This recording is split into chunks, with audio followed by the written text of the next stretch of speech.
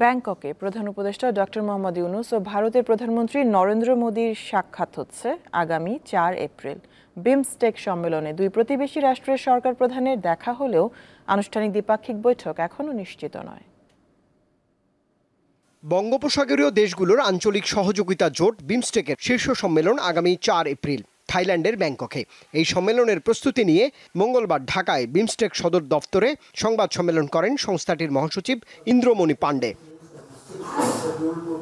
তিনি জানান, এবারের শীর্ষ সম্মেলনে যোগ দিচ্ছেন বাংলাদেশের অন্তর্বর্তী সরকারের প্রধান উপদেষ্টা ডক্টর মোহাম্মদ ইউনূস।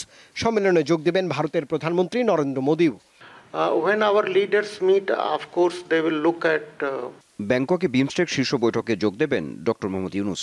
সেখানে ভারতের প্রধানমন্ত্রী নরেন্দ্র মোদীর সঙ্গে তার সাক্ষাৎ হবে। তবে দ্বিপাক্ষিক বৈঠক হবে কিনা তা নির্ভর করছে দুই দেশের উপর।